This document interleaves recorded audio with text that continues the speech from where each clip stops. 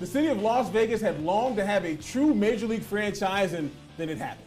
It wasn't the NFL, not the NBA, but the National Hockey League with the Golden Knights. Now, you know the famous movie line, if you build it, they will come. And by it, I mean a winner. And the Golden Knights have done just that. And the fans are coming and watching a very exciting brand of hockey. With that, hello and welcome to Golden Edge. Let's look back. Let's look ahead. I'm Bryan Salmond. And folks, these are my guys. Review Journal writer, of course, the beat writer for the Golden Knights. We have Steve Carp, and we also have David Schoen, NHL writer for the Review Journal. You guys doing okay?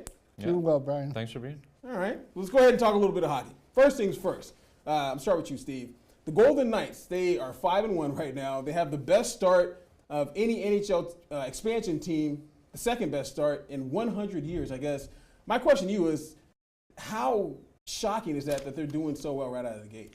Well, in a way, it is a little surprising, Brian, because it's hard to win in this league. And for them to have started this fast is really a testament to George McPhee putting together a pretty talented team of guys who have developed a chemistry early on and like playing for their coach.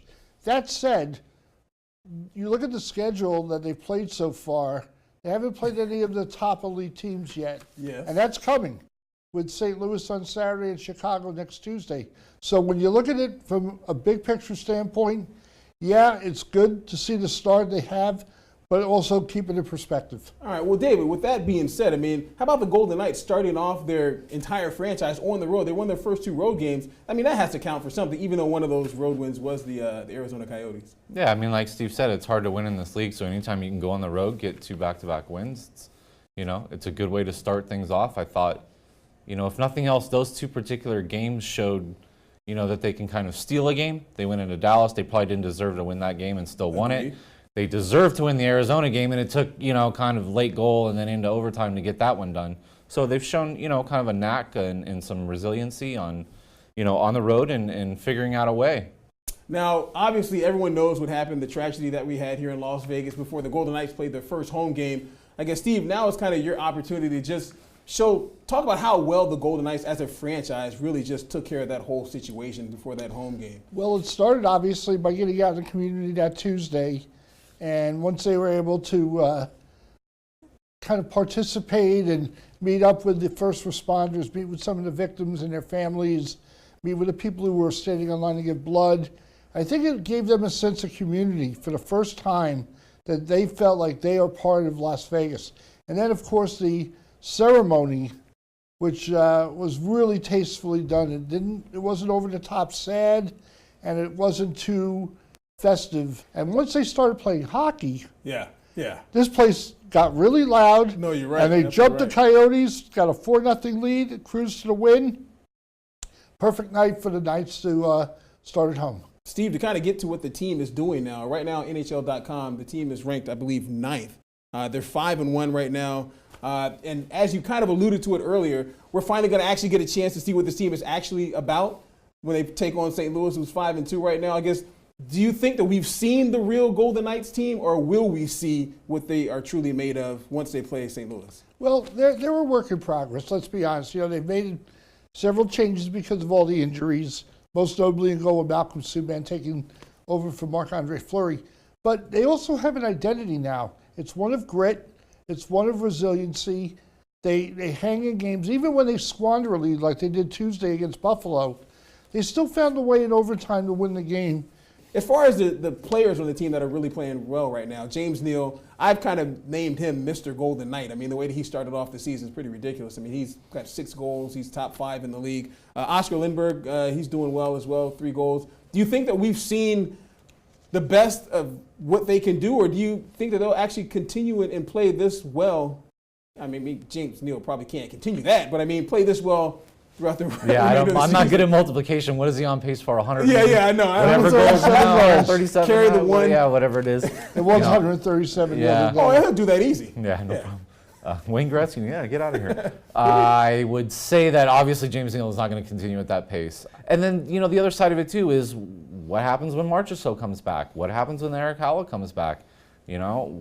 We've seen Alex Tuch has got to be in this lineup at this point. Well. He's played very well, yeah. So, it'll be interesting kind of moving forward what George McPhee decides to do. It'll also be interesting to see what happens with Subban. I mean, the fact that he's You know, he's playing for Marc-Andre Fleury, obviously had the concussion. One, what's the deal with the concussion, whether or not there's any kind of timetable on when he's going to return? And two, I mean, how well do you think that Subban is played in the pipes, considering the fact that, I mean, they picked him up and just threw him out there for the most part? Well, you can never tell with concussions. Everybody is different. They react, they recover differently. So when Fleury's back on the ice, you'll know he's healthy. But they're going to be very careful with him. They're not going to rush him back.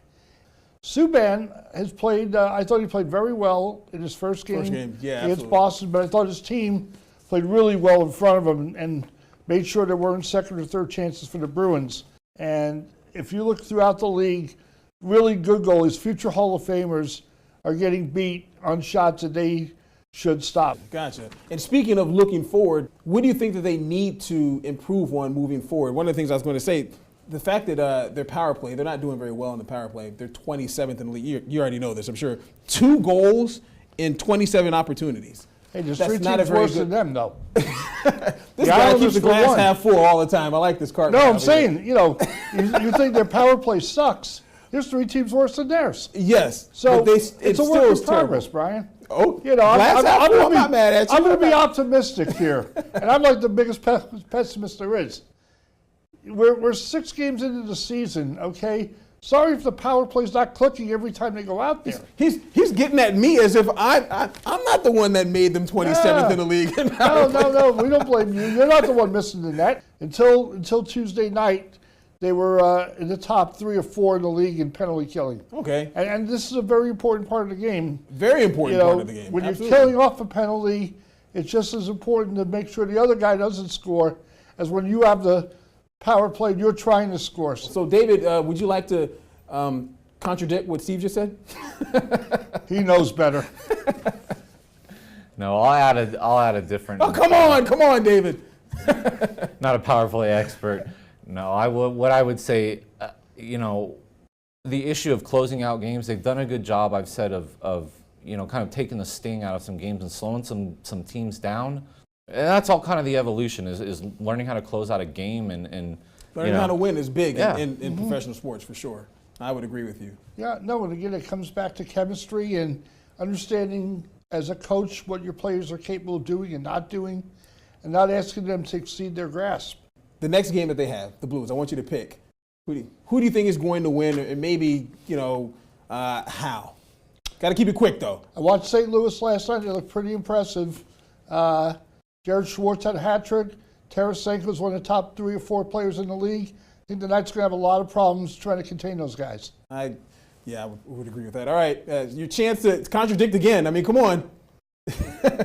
No, I'm not going to contradict. I think this is the best team they faced this year, By to far. be quite honest. Yeah. So, you know, we'll see. I think it'll be a big test, and going forward, you know, we'll find out more about them in these coming games, like you said earlier. Okay, all right. Well, I'm very interested to see how these the teams play this coming game, the Golden Knights and the Blues. Obviously, the Blues are 5-2, and as Steve and David both said, the best team that they've played thus far. So we shall see. Folks, thank you very much for watching. This is Golden Edge. We're looking back. We're looking forward. This is beat writer for the Golden Knights, Steve Carp. David Schoen, of course, NHL writer for View Journal.